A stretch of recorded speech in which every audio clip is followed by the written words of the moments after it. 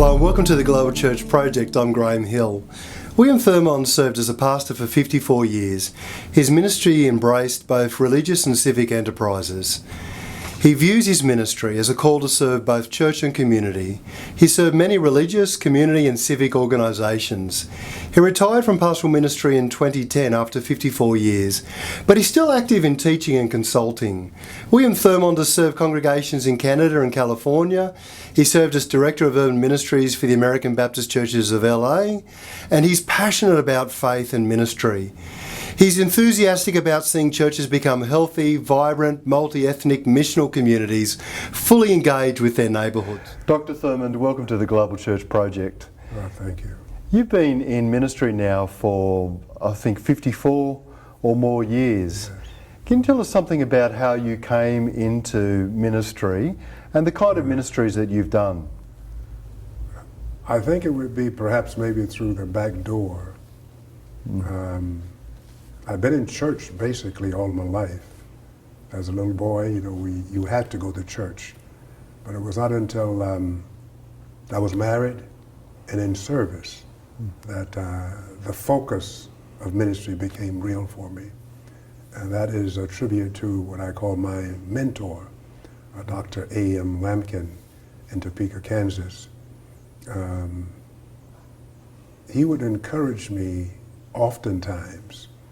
And then finally, I talked to him about that I was being bothered by the fact of what I'm going to do with my life. And it was through his guidance that he told me to begin to pray for the Lord to lead me. And then finally, I told him that I still really can't find my way. And I had it in my mind all of my life, I wanted to complete school and become a businessman. He said, no, you still have to pray about that also. And then finally, he told me to read Samuel, 1st, 2nd, 3rd chapter of Samuel, where Samuel heard a voice calling him. And he went to see Eli. And finally, Eli captured the vision and said, the next time you hear the voice, say, here am I, Lord. And I read that, I didn't quite understand it. And so he began to talk to me about that. And I began to get the message. And as I began to move through those years, I began to pray, if this is what the Lord wants me to do, I'm ready to do it. And finally it just became clear that that's the way I should go. And it appeared that the whole church was waiting for me to make up my mind. And I found that to be interesting. So it started with that. So I was in service, by the way, at that time. And I got out of service. The church gave me the first $25 to go to college. And I had 3 children. I was married with 3 children, and there I was. And I entered Washburn University in Topeka, Kansas. And then I became his associate there. Well, there was about 6 other young men there also.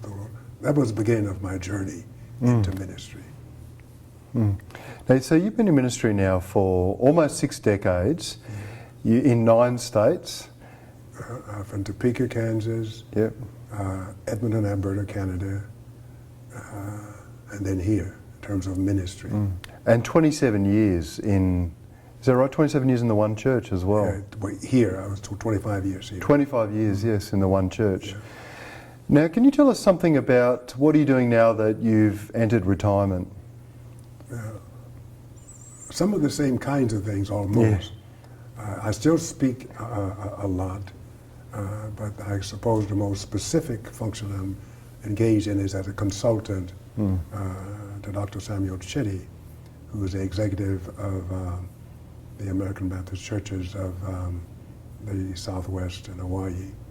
So I'm as a consultant to him. That's not an everyday thing, but we work together on several projects, in particular the African-American church. So that is what most I do.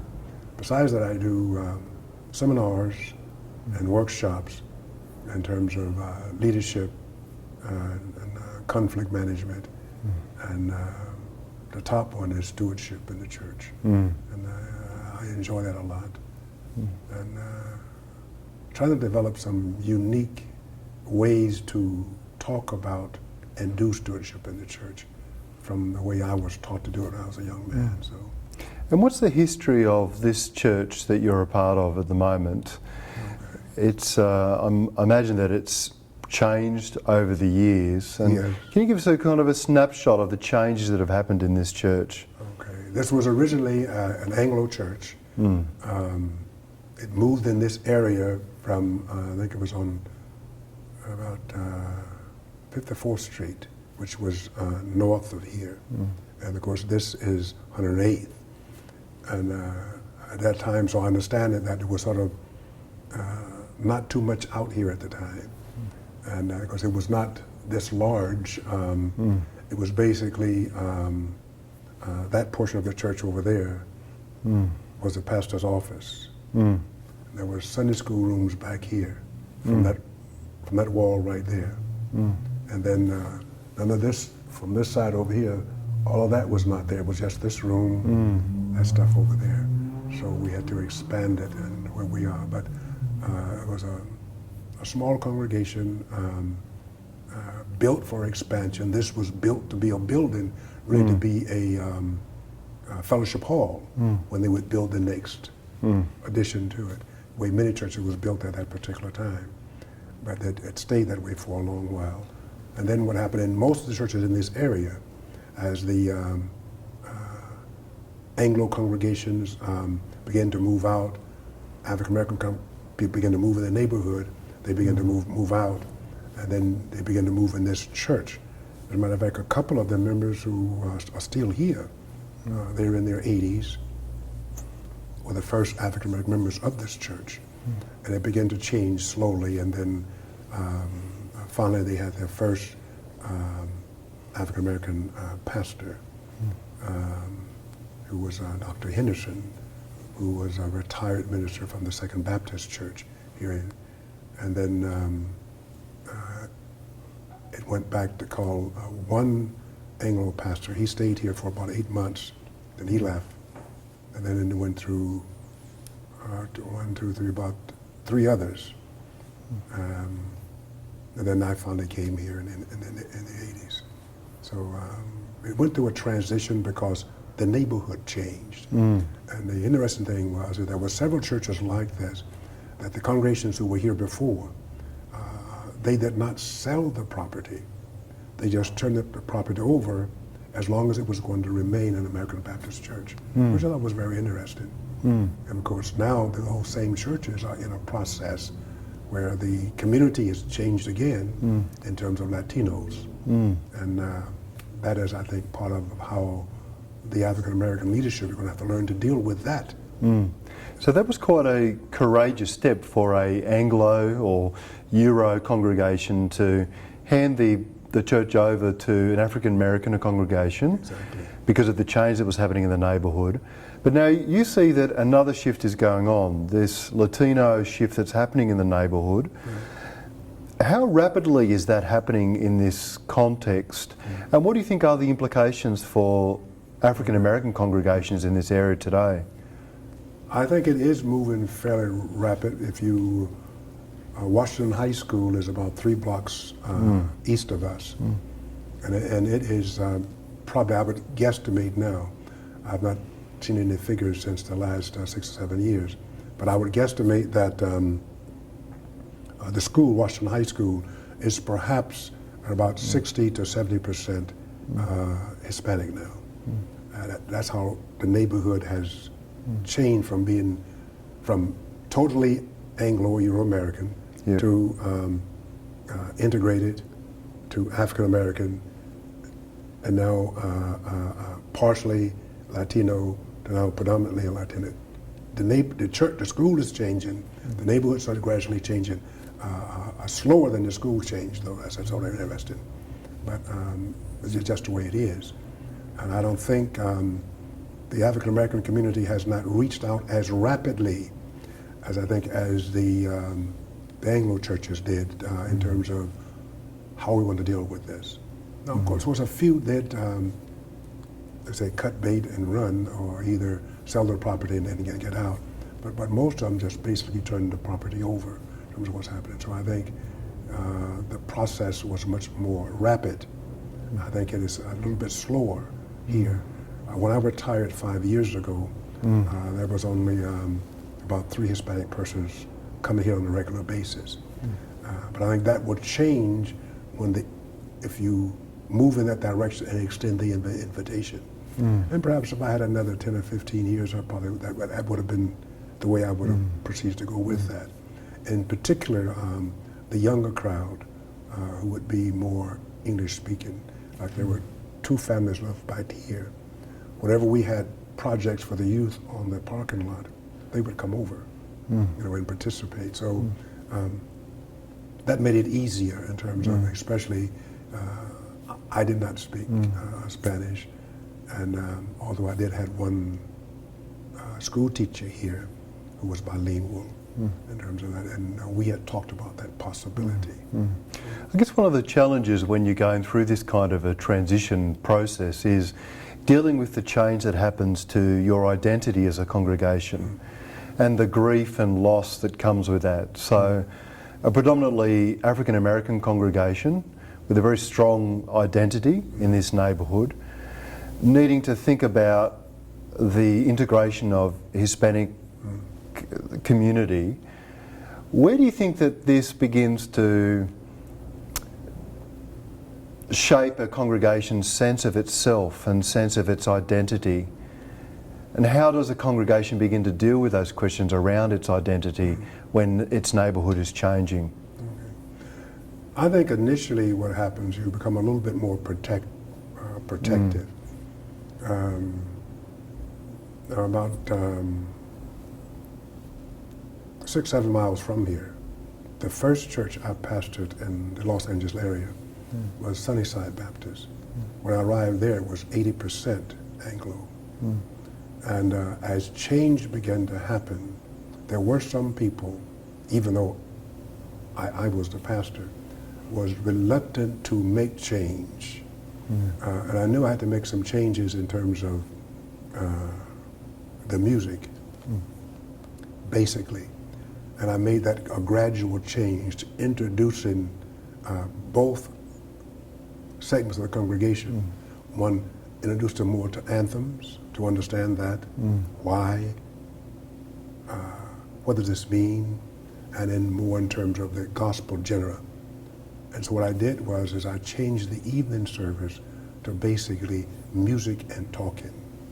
And I used George Beverly Shea's book on gospel music.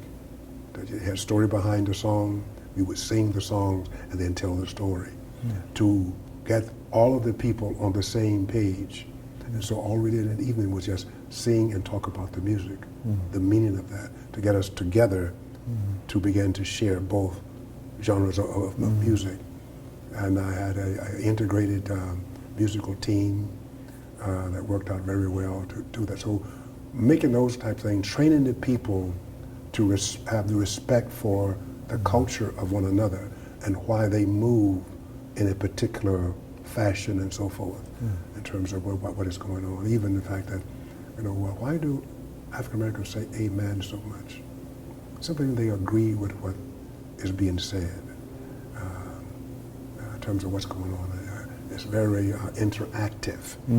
It was like some of the Psalms are interactive, call and response type of thing. So I began to teach in that way to help the people on both sides of the fence to understand what was going on. And I think that will still have to happen in terms of teaching that it has meaning, the style of worship for that culture has meaning for the people. There are things that are tied to it that are historical, to help each side to understand that and then to share in doing it together. In terms of whatever. The same is true, I think, with foods. To appreciate the foods another culture is accustomed to explain that food. Why is it so? That type of thing, I think would be helpful. Even before we get to the deep biblical stuff, to understand who these people are and why they react and why they do. When you get right down to it, they finally discover that we all are concerned about our families. We love our children. We want them to prosper, to move ahead. There's some similarities here also that we can move forward with. So this is how I tried it over there, and it worked out fine. The church grew and prospered. It eventually became, when I left there and went on regional staff, we were probably about 85% African American. So that's helpful. So you've got your finger on the pulse of the change that's happening in the community. You're helping a congregation to understand the culture of this incoming group, why it values what it does, how it eats. Eating together is an act of fellowship and hospitality as well. And then also thinking through what are the implications for worship. What do you think are some of the things that change about a way a church conceives and does mission when it's starting to minister to a new cultural group?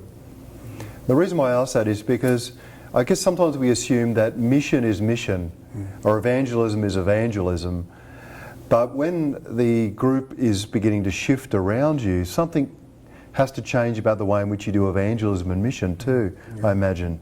Have you seen some of those shifts? Yeah, I would say, you remember in terms of Paul, in terms of the Mars Hill types of thing, he became very philosophical. That was not his usual bent, but trying to reach those people. And then the same Paul also said, I become all things that I may reach some type of thing. I think we have to practice a similar kind of thing, is not to try to say, here's a box, this is the box, and we take people to put them in the box, to force them into fit the box. And I think we have to find the people and say, yes, here is a box. Let's call the box Christ. Now, let's talk about what Christ wants you to become.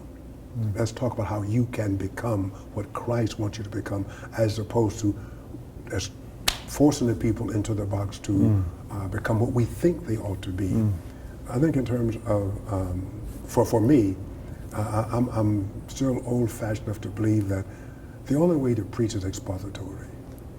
Okay, it makes it clear. If you're doing your homework, it makes it clear what thus saith the Lord.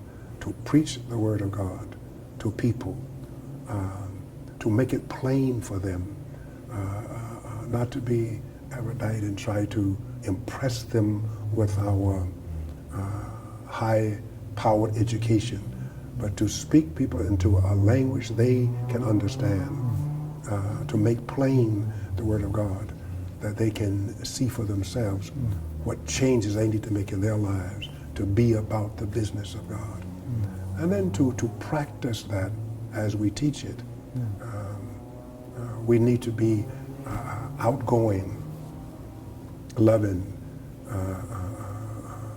We need to be open to receive other people where they are, and not trying to force them to become someone else before they are acceptable to us. To what's going on. I think, to me, that can be major.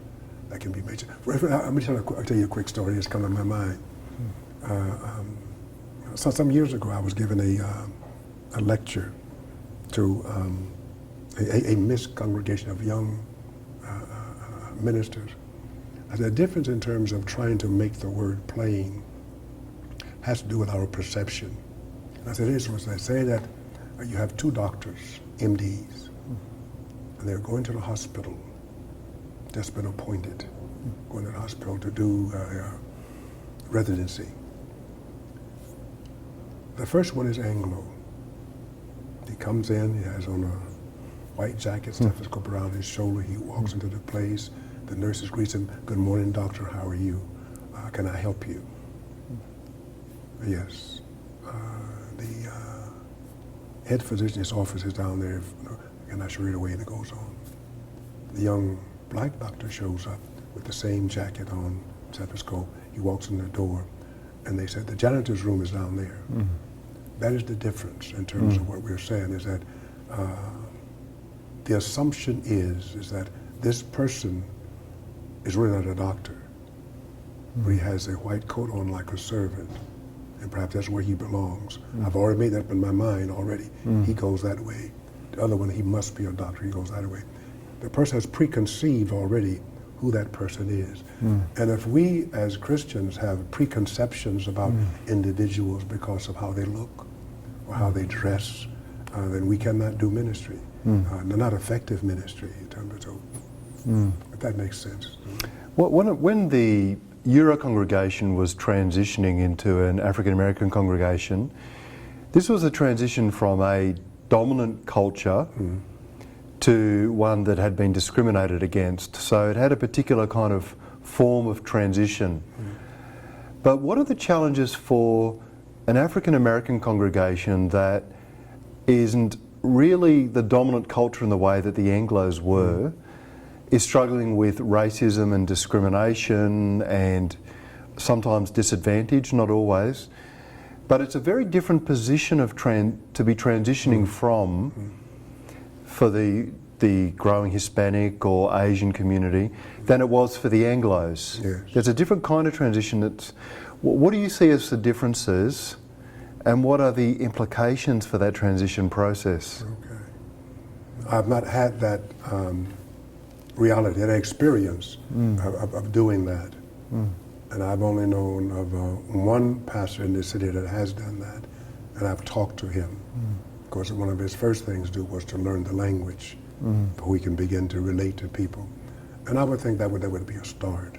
So what I'm going to say now would be in terms of speculative, and what I believe that could be a way to address it. And I would think that initially I would believe that the African American community would be similar to the Anglo community. Initially. This is our church, you know, should we let those people in? Those people. I think that's a normal reaction to where people are in terms of what's going on. But I would think if the leadership is smart, they would rehearse their own history and say, all right, how did we start? How did we get from point A to point B? Are not these people then like we were? Ought not we then be open to them? Ought not we learn more about them and find out that there is not as much difference as we perceive to be in terms of, so I would think something of that nature, I think, would be a starting point. Because I even think that after Paul's Damascus Road experience, the people still did not trust him. So he was given a time to be someplace for a while. He was led to a place for someone to befriend him for a while, for he began to get his thoughts together, his mind together, his spirit together, for he moved back out to prove that he's had a change in his life. So I would think that we would have to go through a transformation ourselves to understand some things about the people that, so God said, go ye therefore. And actually that's really beyond your own cultural identity.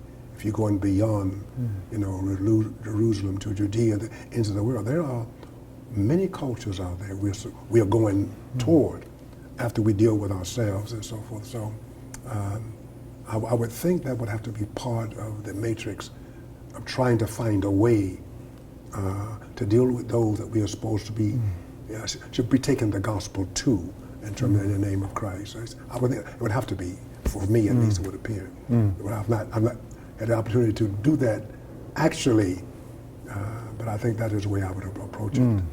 Historically, African American churches have been ahead of the game in terms of calling for equality and justice, reconciliation, and so on. Do you think that this continues? Do you think the African American church still is having a prophetic voice in this arena? Or do you think that there's a distance that's developing between these sorts of issues in society and the established African American church? What's your take on that? I hear, as a guest, I hear different feedback, and I wonder what your sense about that is. That is a big question. It is large. From my perspective now, I do not see as much with the younger crowd being so much concerned about social issues of justice. I really do not. I see that as I see it more now in this generation, more of navel gazing about trying to build this church right here, trying to expand it from what's going on. And I think the megachurch mentality has caught on with the younger leaders. I really do. Otherwise, you would see, like when I was coming along, there was always some major group of ministers who was involved in the civil rights issue or issues of that nature. They were out front doing it. I don't see that many younger persons. A few here and there, but it's not a groundswell, Yeah. As it was. Even I recall here in this city there was a few ministers, I could name them, Thomas Kilgore, Floyd Massey, Alec Mason, guys like that, could call together 100, 150 ministers, just like that. And they would gather to deal with issues. I do not know any person in this city that can do that now, including yours truly. I really don't. That type of mentality don't appear to be there. Yeah. But in terms of, I think, we are becoming more of a church being a preaching station as opposed to a mission station. If that makes any sense. Yeah, it does. And of course, the African-American church has always been high on excellent preaching. Always been high on that. It's been mission involved, but preaching has been the major focus of even how we did evangelism and missions. It was to send someone to preach in Africa or whatever, and those kinds of things. But the idea of, showing people how to farm, dig wells, has been a later type of situation within African-American churches in general. But that has been a normal process for some other denominations of how they approach their mission work. So I think that is a reality right now. That is, the focus is not too much upon missions, even locally as such. Not like it was at one time, even building schools. Most of our churches are still in the building process. Architecturally, they are preaching stations, cathedrals. There's not too much effort given to the educational process to know what's going on. And I mean, that's not being derogatory. That's a fact the way it is in terms of what was going on. So when we look at Ferguson and Baltimore and other sorts of occurrences like this, what do you think are the lessons in that for the church today? And it isn't just the African American church, I think it's the church in America today. How can the church actually be a relevant presence seeking to provide leadership in dealing with these systems and structures that have allowed this to continue to fester in American society? I would think that we have sort of allowed it to mushroom without paying a great deal of attention to it, because we've been more concerned about what we were doing right here for ourselves. I think the idea of distancing itself from the educational process to prepare young men and women to get an education so that they can find creative and acceptable means of making a living, as opposed trying to make a living with non-social type activities out there, or anti-social activities out there. And I think at one time the churches were pushing politicians to do those kinds of things, to improve our schools, to develop better curriculum to educate children as a whole. I don't see that as much as I did when I was younger coming up, when those other older ministers were there doing those kinds of things in terms of just what's happening. And I think, I don't know off the top of my head what churches are going on, but this church has had a scholarship program ever since I've been here. And when I left, the program had a reserve account over $100,000 in it, because I am into education. I think other folk are there, but they have not emphasized it, if that makes sense, what I'm trying to say. I guess when I grew up, that was a great emphasis. And education would be the key to open doors in spite of discrimination and segregation and those kinds of things. And I think it's still true. It's still true. And I don't think just for African-American students. I think I would say black and brown students, because I think there are some Anglo students. The doors are open, but they don't have the resources. Yeah. You know what I mean? Yeah, it's open, but they can't get there. I think over here, the African-American and the black and brown community at the time, it was not open, nor did they have the resources.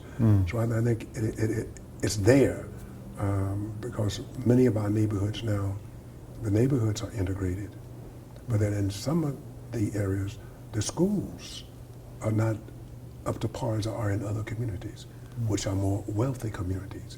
So it gets to be a problem of economics in terms of what's going on. What schools, which way are they pushing the resources for the schools to develop, but physical resources now, for to have laboratories that we can prepare the kids in the sciences and things like that. Even the fiasco about the laptops in the school here in Los Angeles, that was quite prevalent here last year. And so those kinds of things that get sort of hung up in politics, and what schools are affected? Those schools that service the people on the lower economic scale. Not the schools in the upscale area, even though they may be in the same district. And it would seem to me that African American congregations are uniquely placed to do mission with immigrant communities, because these are congregations that have known discrimination, they've known what it's like to be on the margins, they've known what it's like to not have power, and so their experience is the same, not exactly the same, but there's parallels that could potentially open doors for mission. Right. I agree with you wholeheartedly, but I do not know if we as a people, African Americans, have internalized that. I really don't believe we have, because I didn't. Years ago, there was a woman here shot by a Korean store owner, and we created an organization called African American Korean American Alliance, and I was part of that, to get to know each other better. From the Korean community, I taught a course in African American history, and some Christians in Korea put together some funds and had some of us to come to Korea, and I went over there to see what was happening, to meet people, to go to visit schools and talk to, and some of that type of thing. We did those kind of the two better relationships. Here's what happened to me. In talking to some Koreans, it didn't dawn on me, I had not read about it was not in my history books, that I did not know that Japan had invaded Korea. Now, why I missed it, I don't know. Maybe because of the kind of schools I went to. where they were forced not to speak their own language, where young women were put in pleasure houses for the soldiers. And I began, all of a sudden, something clicked with me, is that happened to my people. They lost their language, were allowed to speak the language. Women were used as pleasure toys for the plantation owners. And I found this relational thing going on with me. And I said, oh my goodness. I had to hear it from somebody first. Then I began to research some stuff and reading some things of what happened. And I did not know that. So I say to say this is that sometimes we just don't know. We make assumptions about who people are. Even in terms of how they sent young people over here, and I was explained to me how that was done. I'd heard from the media here that they were rich, and they came here and bought businesses, especially within the African-American community, to make money to send back over there. But I discovered that what a family would do, because land is very expensive there. They had farms. They would sell a certain portion of that.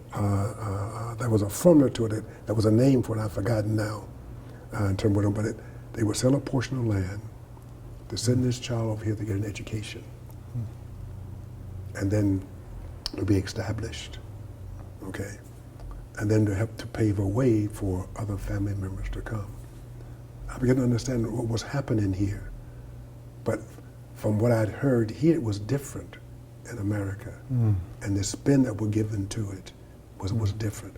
As a result, that some of us in the African American community assumed that these foreigners was coming here, coming to our community, and we understood the concept of turning a dollar around in the community.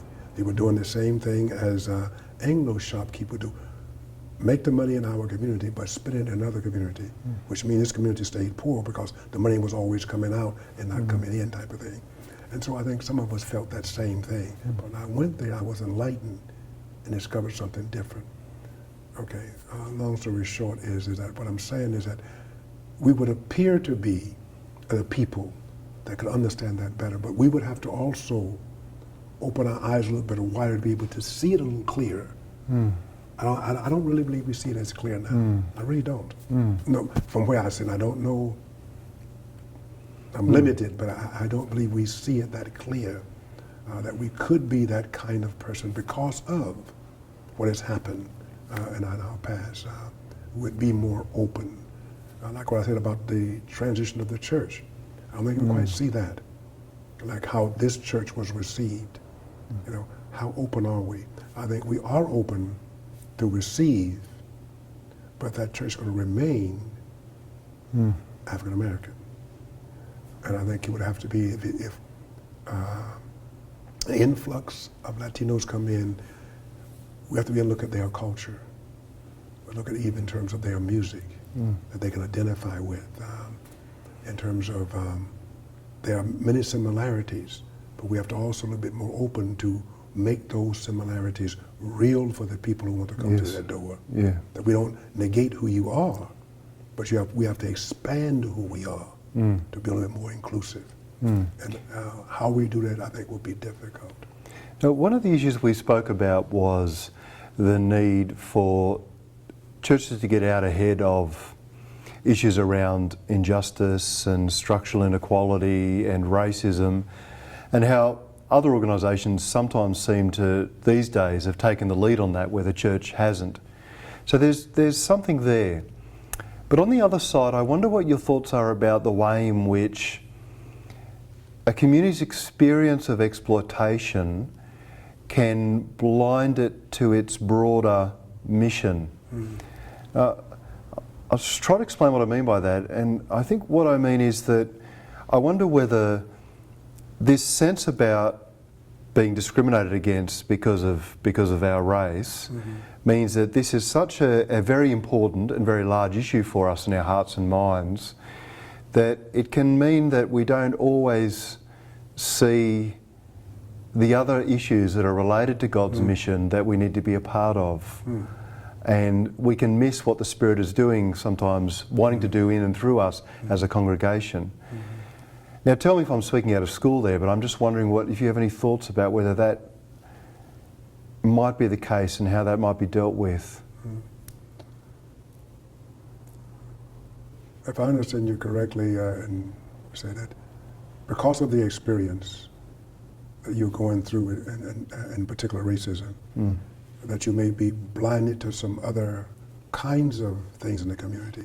Yes, and that might be the thing that looms large for you all the time, yeah. And I think that is a possibility. I think it is a possibility. And I'm speaking in terms of more personally and how I have handled some of those things here at the church. And I want to believe that as a people, I think we are more open to receiving people in to the family, but we embrace them then as coming to being part of the family and to be like us. Okay, let me say it like this: as that my family is a biracial family. You can look at me and tell. Okay, but then I have my oldest grandson. He's engaged to a girl who is Anglo and Filipino. And I think she's a lovely girl, be part of the family, have no problem with it.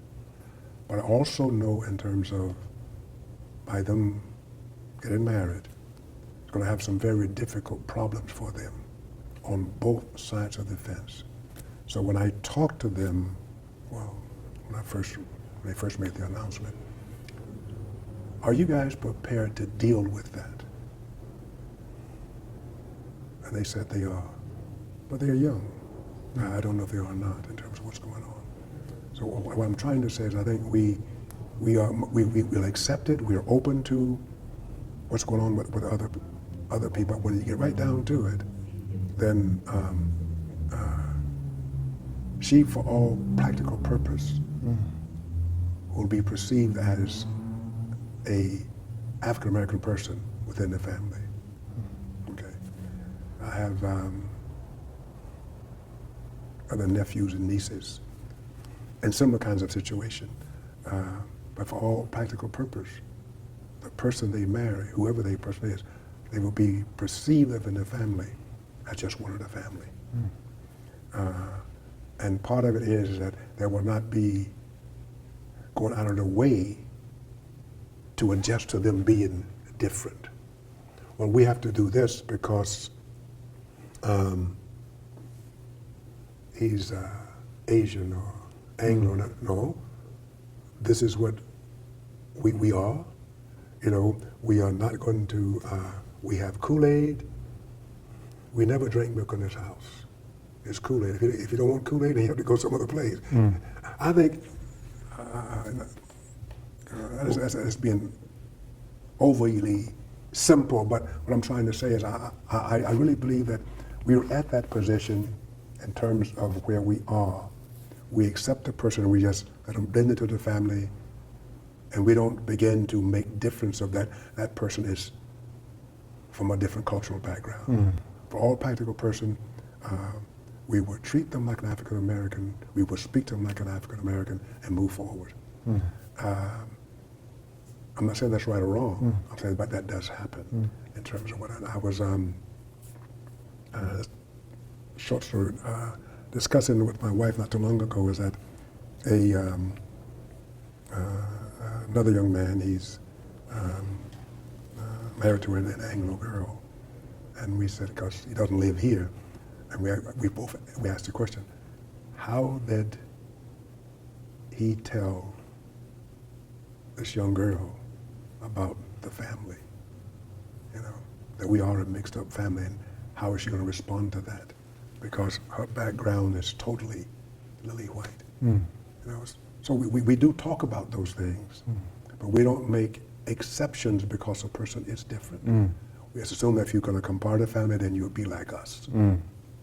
And one of the reasons I asked the question about how the experience of the African American church opens it up to fresh insights but also blinds it to other things, is because I think that's very much the human way. I mean, I think of the white churches, for instance, they have particular insights, but at the same time, because they have known dominance, they've known power, because most of our church systems still are very much white Anglo dominated, it means that they're blind to a lot of the ways in which they're not really a part of the mission of God. So, yeah, I just thought I'd explore how I can see how it blinds white congregations to how they might serve with Jesus in mission, but I wondered how it actually begins to, our experience, our history, both blesses us and blinds us in other cultural contexts as well. I can see that, where that it is possible. I hadn't thought it specifically in that sense in terms of mission, but in terms of the local family life, as I just explained, I think that is the case. We tend to just accept the person, that's the way it is. Not try for us to change, but for the person coming into the family, for them to be like us. And I think that is what happens. So in that sense, I guess there could be a sense of blindness. There are things in that person's family that could be significant and of value to them. Everything, and I think that is something of a learning experience. I think we need to revisit, take a closer look at. Are we doing harm to an individual when we are not indirectly saying we want you to deny who you are, but we are treating them like that? I think, at least, I said, I'm looking at just that one family now, and I can really say with a little bit of confidence, I believe that happened in many families the same way. So in that sense, I guess that could be some blindness. But on the other hand, I think if we look at it a little bit more closely, we can say that we can learn from that and learn how to minister. Because you find that if a young couple become colorblind to prejudice, and we're going to build a life together, a family, have children, then why can't the church apply the same thing? And what is the guiding principle? We love each other. We love each other. So then if we love, Christ died for those persons. Why? Because God so loved the world. If we love those people, whoever they are, then we ought to be able to reach out to them and accept them and not want them to become ethnically like us, but spiritually like us. And I think now that can fly, I believe, if we look at it from that perspective. And I had not really thought about it. You raised the question, because I really thought about it just in that local family setting, but I think it could be possible that it can bear some fruit if you looked at it in that light, understanding that we accept the person because we were accepted as who we are, not trying to have us to deny our personhood, but deny those things that separate us from God. To me, that is a more positive and I guess a more spiritual way to approach it. What is it that separates us from God? We deny that, but not the individual. And I don't know if we are there yet in terms of that. Maybe a few of us are, but I don't think we're really truly there yet. I suppose as our cities become more multicultural and multi-ethnic, this challenge is becoming more and more present for us. I mean, what does it mean to be an expression of the new humanity, where difference and ethnicity are not obliterated? We recognise them and we honour them, value them, but we are still the new humanity that can show the world what it means to be one family. And that's a challenge for us, isn't it, I think, as the church today. But I think what that means is for us to define what that new humanity is. And what does that look like operationally? What does that look like? When we can put those pieces together, they can make a little bit more sense for us. We'd have a room full of people with various ethnic backgrounds, but then we declare that we are the new humanity in Jesus Christ. And so how do we articulate that? How do we define that? How do we measure that? To say that, yes, there are some differences at this level, but those are overridden by the fact that we are the new creature in Christ Jesus. I think that can bear the fruit for us. We can look at it like that, but we are so caught up, basically, I feel, I've been black all of my life. I can't change that. So I learn to live with it, accept that. Accept that I'm not better than others. I'm also not less than others, okay? That I am important because God declares I am. The fact that I am created in His image, that I'm not junk. You can follow what I'm trying to say. When I can begin to think like that, that I don't get caught up in these other titles and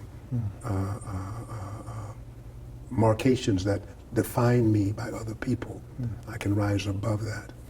Is that, when I was a youngster, I would fight over the N-word.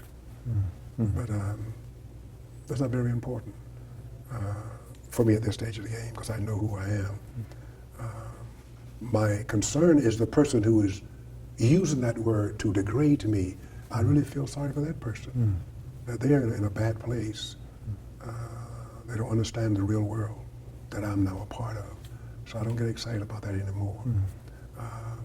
I feel badly that people still find a need to use it. Even those persons who look like me.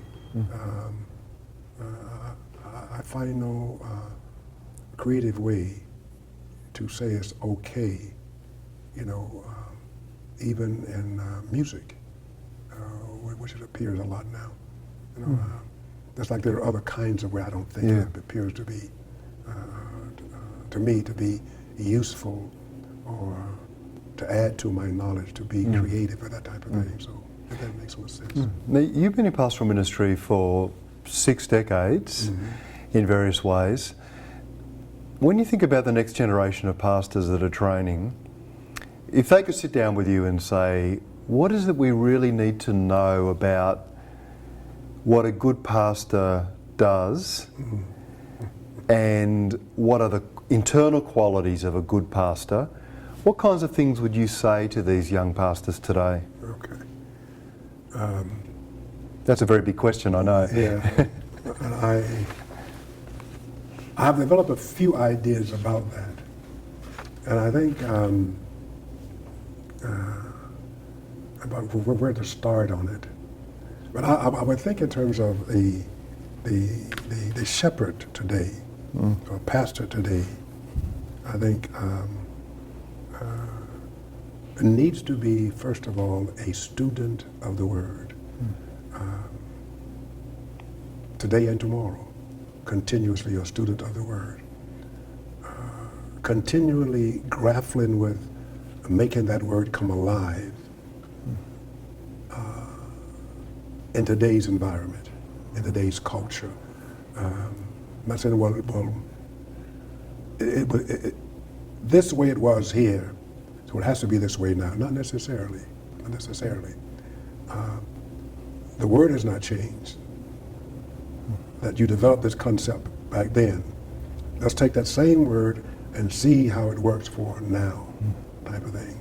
I think that has to be an ongoing process where a student of the Word of God, and then I think the person who was leading today need to have a shepherd's heart, a real concern, a compassion for people, all people, not just people that look and think like you, but all people. Something like that. I think a person needs to have leadership skills. I don't think they need to be behind saying, you go there, or they run way ahead and say, come where I am. They need to be able to lead in the midst of the congregation and say, we are going this way.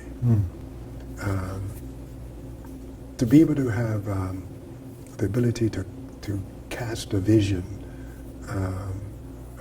with the know-how to implement the vision or to encourage others to become part of that vision that it can be implemented.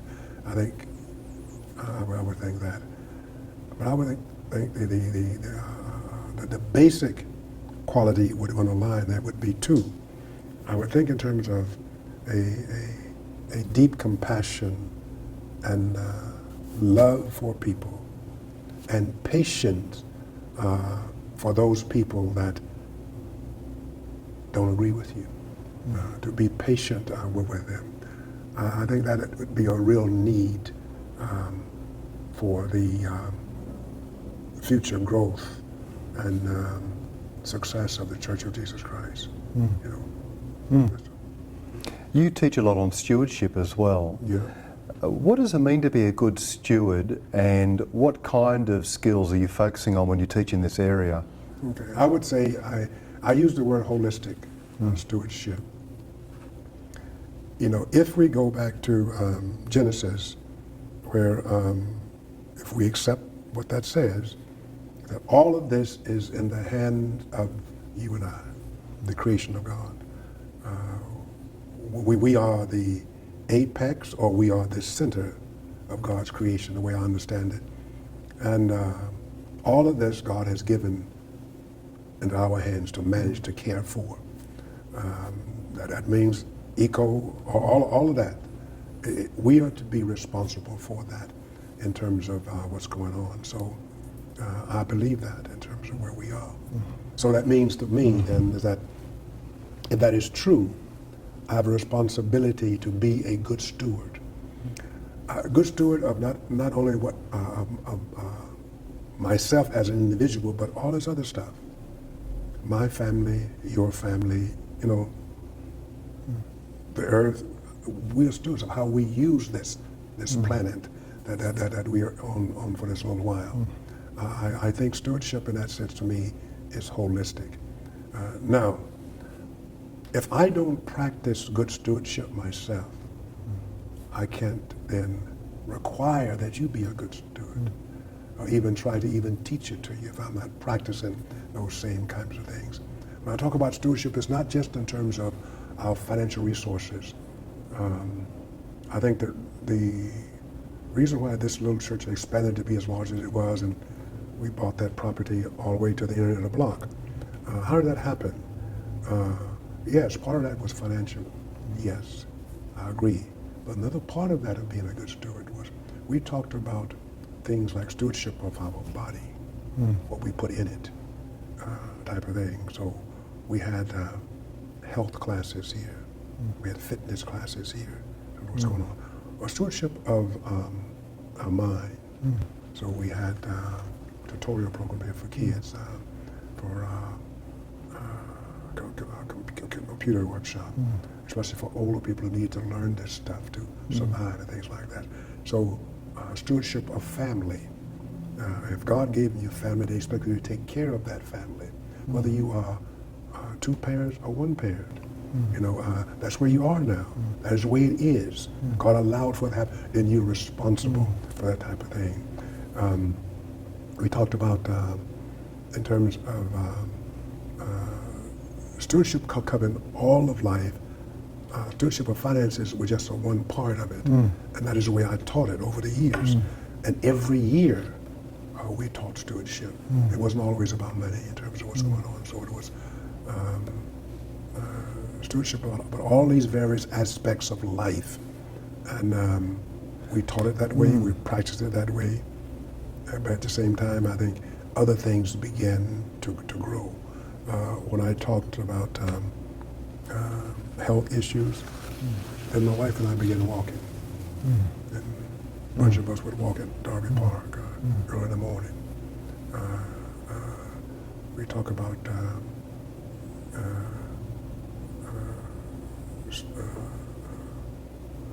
stewardship in terms of our prayer life. So I started at 6 o'clock prayer service in that room down the hall down there for people who want to come by the church on their way to work. Just drop in, we were praying, you're going on. So I mean, those kinds of things you teach and you do. So that's... This is very helpful because we do have messages and sermons and things on stewardship, but often it's about money. Whereas you're talking about stewardship in a much more holistic way. It's deeply linked to the vitality and health of the church, its mission, its families, its money. This is the other thing that strikes me when you're talking is that it's a very countercultural message, because this younger generation is being groomed to be quite narcissistic, very self-focused. But your congregational vitality is about stewardship. This isn't about me. This is about stewardship. Exactly. And I mean, I think that's quite a prophetic message in this context. Well, our scholarship program was because of that very same thing. We talked about stewardship of our children. Okay, if we don't invest in them, then who will invest in them? Yes, the state is supposed to do this. We can't depend upon the state to do that. We have to do it. So every child here that graduates from high school receives a scholarship. And it's graded, I think when I left, the top scholarship was $8,000. And it went down all the way to around 500. And it depends upon the child, where they were. They want to receive every year. They get so much of it to help them out. And I called it motivational scholarship, not to pay for it, but motivational to keep the kid in school. And then the church would send them care packages, little packages with gum, notes, candy bars, or whatever. That kind of thing, to motivate them that we're concerned about you, that we are looking for you to do good in school, that type of thing. So, yeah. When you hear younger pastors talking about ministry and church today, what do you think they're most misunderstanding about what good ministry looks like? Okay. I would think church growth. Church growth is my interpretation is that they feel that I want my church to be 1,000 within 3 to 5 years from now. I want to build a larger building that a seat, 1,500, 2,000 people, those kinds of things. I think that seems to be the hash marks for success, is having a large number of people gathered on Sunday morning. Really, that's what it boils down to. I think the mega church mentality has set in. This is what success means. I think next to that would be is that if I can get to the place where I can have a TV program, not radio. Because this church had a radio program for years, but a TV spot. Those kinds of things are what it seems to be really about. No, not all, but I mean, but generally, I think is a mentality in terms of the way I see it, what's happening, to get that position, to do those kinds of things, seem to be uppermost in the thinking of the younger. And distracting people from what real pastoral ministry is meant to be about. In terms of this, I used to measure it like this. I would say that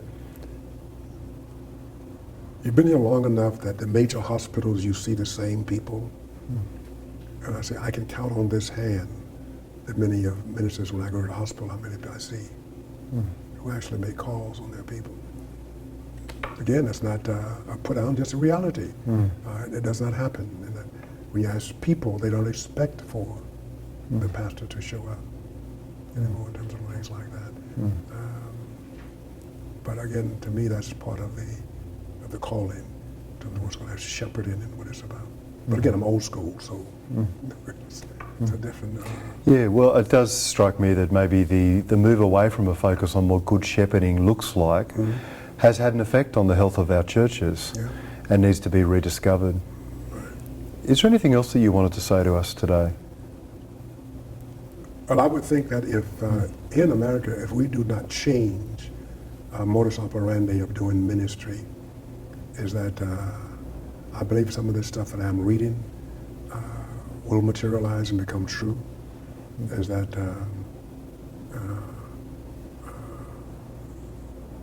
Christianity will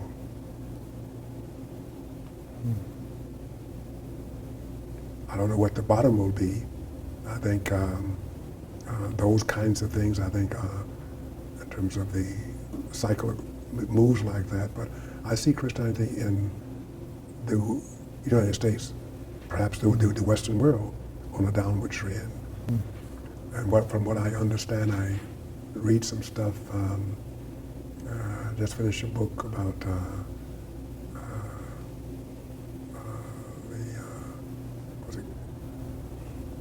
Speaking from Global or Global Speaks, is the name of that book. I read it on the bus last week as I was going to Phoenix. But different voices from other parts of the world, from Asia and Africa. And apparently the church is, the Christian church is growing in Africa and Asia and South America, but declining here. And the way it was measuring this was about not in terms of members, but in terms of baptisms. And I thought that was quite interesting, is that we have some of the big shot preachers, but we're not really growing. And the other thing is that in many parts of the world, the Pentecostal flavor seems to be the one that is most tasteful to that part of the world. Whereas the evangelical, denominational type stuff that we have here is fading. And I know that among the younger African American men and women, many of them now are not aligning themselves with mainline denominations. They are becoming independent. And I'm sure you may be aware of this already, is that if you look at many of how the ministers, how they are named, they are not named by any denomination. Many of them are named by Bill Thurmond Ministries. Those kinds of things. Again, I'm not knocking that. That's the reality of what it is. I can think of several reasons why that may be the case, but that could be conjecture. But from my position, I see it differently, I guess. But there's this independent streak that I don't really need anybody. I don't need anyone looking over my shoulder, telling me what to do or how to do. I think that's sad that that kind of feeling, those feelings are out there. But I believe that's what it really boils down to. Because we all need to be in partnership with one another, because there are things I need. And you can help me in my journey, and vice versa. So I think that is something that is missing in terms of what's going on. I would think that doing ministry in partnership with others ought to be something that we ought to look at more closely. I think in that sense, I believe that the whole thing of what I heard you say something about bivocational ministries. In the African-American church, we began like that because we couldn't afford to pay a pastor what is happening. But I think it's becoming more of a necessity now because it takes so much to live, and there are so many small churches. I guess that's why some people want to get a mega church, because then I don't have to be bivocational. But I think bivocational may be the way to go, to say a church of this size. Say if it had 2 bivocational ministers here, one to deal with the Hispanic congregation or Latino, one to deal with it, for a period, and maybe a senior pastor or lead pastor sort of coordinate it, whatever. That's why I like that thing you talked about the other day. That seemed like a viable model. Say the coordinating person was, say, a recently retired person, say, like myself. Not interested in the salary at all, but to help these guys to manage, not as lead and you are the bottom line, but in cohort with these other two to enhance their And ministries. so you have pastors of different congregations that might have a different ethnicity. Right. And those pastors are bivocational, and those congregations, they're separate, but they come together as one Exactly. church with a coordinating presence. And these kinds of multi-ethnic, multi-congregational models with bivocational ministers could be the way of the future. I can see that as a possibility. And the next step beyond that will be, out of those two congregations will eventually become one congregation. Because as the generations move through, but some of my Latino friends now tell me that they are younger people prefer to go to English speaking. And my brother up in San Francisco, he and I were chatting about the fact he preaches one service in Portuguese, one in English. But his dream is to have one service to cover it all and it be in English. Again, you know, you're looking ahead, thinking about how is the Spirit of the Lord moving in this situation, so we can get people moving in the same direction at the same time. And I think, but we have to recognize there is a language barrier right now. A man named Frank Martinez and I were at seminary together, and Frank intentionally, this was way back when, 60s, started the English-speaking Hispanic church in our seminary. He said, "Bill, I see a need for it." So I guess that kind of out there thinking that needs to happen. And I think the seminaries are going to have to prepare young men and women for those kinds of ministries in terms of where they are. I mean, I can understand the need now for some of the schools dropping Greek and Hebrew. I understand that because now, with all this stuff on the internet now, you can teach yourself Greek and Hebrew almost and become a good exegete by learning the words. I can understand that. But what are you replacing it with to make them better ministers and shepherds out there in the real world? You know, when I went to seminary, I had nothing about church administration. But the fact I ran a business of my own helped me out do some of those things. I didn't have that. I didn't have what I really needed. The field work was very limited back then, which I think that ought to be major for me, looking at it. The field work can learn so many things, or you can begin to apply some of the things you learn in sermon and see if they work or not. And if it's not working, you can make some adjustments, or you have a senior person to guide you through that in terms of what's going on. So I think that is still a helpful thing, and even some of the seminaries don't even do field work anymore. I think it is a needed thing to do. But as I say, I noticed some are dropping the language requirement. But what are you doing? I don't see where you made the major changes to help them to be more on point when they get out here in the field of taking care of the sheep. I don't see that. So anyway. Dr. Thurmond, thank you for joining us at the Global Church Project. Okay. My pleasure. Thank you. And thank you for having me. Thank you.